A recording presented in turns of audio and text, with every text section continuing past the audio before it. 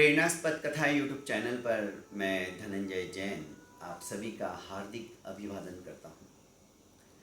दोस्तों, एक जिज्ञासु ने एक महात्मा से छोटा सा सवाल पूछा। उसने पूछा कि गुरुदेव, दिखने में रंग रूप, उन लोगों का प्रकृति का स्वरूप, बोलचाल की भाषा एक जैसा प्रतीत होता है। संसार के अंदर ऐसे कई व्यक्ति हैं जो एक जैसे प्रतीत होते हैं, फिर इतना अंतर क्यों कि कोई कोई तो बहुत जल्दी प्रगति करता है, अभ्युन्नति करता है, और कोई कोई पतन के गर्त के अंदर समाता चला जाता है, अवनति करता है। ऐसा क्यों?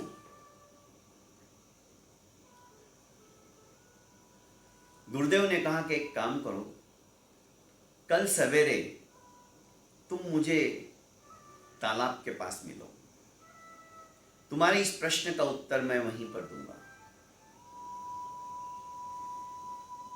जिज्ञासु प्रातःकाल आवश्यक कार्यों से निवृत्त होकर गुरुदेव ने बताए हुए निर्देशानुसार उस तालाब पर पहुंच गया। गुरुदेव के हाथ में 2 कमंडलू थे। एक कमंडलू के पीछे उन्होंने छेद कर दिया और दोनों कमंडलू को तालाब के अंदर फेंक दिया। जिस कमंडलू के अंदर छेद था वो धीरे धीरे धीरे पानी अंदर जाने की वजह से भरने लगा और डूबने भी लगा। दूसरा जो कमंडलू था, ये कमंडलू तुम्बी के थे। तुम्बी एक प्रकार का ऐसा फल होता है जो पानी में फेंक दिया तो उसमें तैरता रहता है, पर जिस कमंडलू के अंदर छेद था, साथ साथ छेद होने के अलावा कमंडलू को फेंकने से पहले गुरुदेव ने उस जिज्ञासु के सामने मिट्टी के 4 लेप भी लगाए। मिट्टी के लेप लगने से जैसे सीमेंट सूख जाता है ना, उस तरह से मिट्टी के लेप सूखने के बाद जब उन्होंने कमंडलू डाला था, जिज्ञासु ये सब देख रहा था। एक कमंडलू के ऊपर आप ये सारी प्रक्रिया कर रहे हो, दूसरे पर नहीं कर रहे हो। उसको छेद भी किया, पर वो चुपचाप देखे जा रहा था, क्योंकि उसे अपने प्रश्न का उत्तर चाहिए था। जैसे सीमेंट कड़क होता है, वैसे ही वे चारों लेप मजबूत हो गए। फलस्वरूप क्या हुआ, पानी उस छेद के भीतर से कमंडलू के अंदर आने लगा और धीरे धीरे उन लेपों के वजन से वह कमंडलू शनै शनै पानी के गर्त की ओर तलस्पर्शी होने की वजह से उस तालाब में जाने लगा, डूबने लगा। दूसरा कमंडलू तैर रहा था। गुरुदेव ने कहा, कुछ समझे? दिखने में एक जैसे सारे व्यक्ति रहते हैं, पर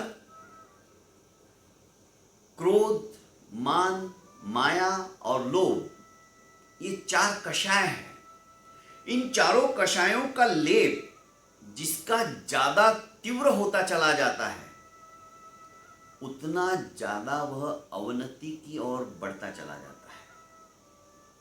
ठीक है, पूर्व पुण्य की वजह से, पहले जन्म के पुण्यों के कारण से आज यहां पर हमें दिख रहा है कि वो पाप कर रहा है, कषायों से ग्रसित है, बात बात पर वो भड़क उठता है, थोड़ा सा पैसा क्या आ गया उसके पास, वो अहंकार के अंदर फूला नहीं समा रहा है, नीचे वालों को देखना तक पसंद नहीं करता है। छल कपट प्रपंच उसके रग रग के अंदर समाया हुआ है। फलस्वरूप फिर भी पूर्व पुण्य की वजह से वो अभ्युन्नति कर रहा है, ऐसा हमें प्रतीत होता है। पर दोस्तों शनि शनि वो अपने पुण्यों को कम कर रहा है। जब तक जिसके पुण्य का पहुंचे नहीं करार, तब तक उसको माप है अवगुण करो हजार। चाहे कितने भी पुण्य संचितों पर धीरे धीरे धीरे धीरे जब पुण्यों का खात्मा होने लगता है ना दोस्तों, तब व्यक्ति को अपनी असलियत का पता कर्म दिला देते हैं। पर इसके विपरीत जिसके पास क्षमा है, जिसके पास संतोष है, जिसके पास विनम्रता है, ये जो आत्मा के गुण हैं, क्रोध मान माया लोभ के काटने के लिए, ये आत्मा के गुण जिसके पास है वो उस तुम्बे की तरह तैरते ही रहते हैं। और जिसके पास एक कषायों का लेप चढ़ जाता है ना दोस्तों, वो शनि शनि जैसे जैसे उसके पाप का घड़ा भरता चला जाता है और वो डूबने की स्थिति में आ जाता है। क्योंकि एक संस्कृत के उद्भट कवि ने भी कहा है, जो कि संस्कृत के श्लोकों की रचनाएं करते थे, उन्होंने कहा न विना यान पात्रेण तरितुम शक्यतेर्नव नतेर गुरुपदेशच्च सुतरो यम भवार्णव। जैसे समुद्र को पार करना है तो समुद्र को पार करने के लिए हमें किसी यान पात्र अर्थात जहाज का, नाव का सपोर्ट लेना पड़ता है। बिना जहाज या नाव में बैठे हम अपनी भुजाओं से तैर कर सुविशाल समुद्र को पार नहीं कर पाएंगे। हमारी ये भुजाएं उखड़ जाएगी, दम टूट जाएगा। समुद्र को पार करना है तो हमें जहाज का अवलंबन लेना बहुत जरूरी है। ठीक इसी तरह नतेर गुरुपदेशोच्च सुतरो यम भवार्णव, बिना गुरु के उपदेश के, बिना सत्संग के हम इस भवार्णव को, भव रूपी अर्णव अर्थात समुद्र को हम पार नहीं कर पाते हैं। दोस्तों गुरुदेव ने उस जिज्ञासु की जिज्ञासा का उपशमन करते हुए एक सुंदर सा उपदेश दे दिया कि वही व्यक्ति पतन के गर्त के अंदर गिरते हैं जिनके ऊपर की विषय वासना कषायों का लेप लगा हुआ है।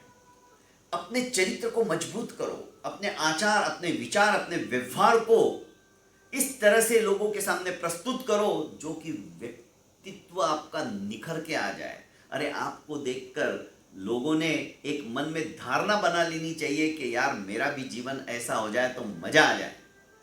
ये नसीहत आपको बिना बोले जब सामने वाला सुनता है और देखता है और तद्रूप आचरण करने की कोशिश करता है, समझ लीजिए दोस्तों हमारा जीवन सफल हो जाता है।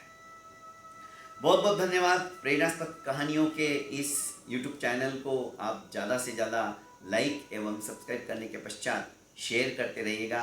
प्रतिदिन आज 1 साल पूरा हो गया, आज उसके बाद में पहला दिन है और ये सिलसिला हमारा हमेशा चलता रहेगा।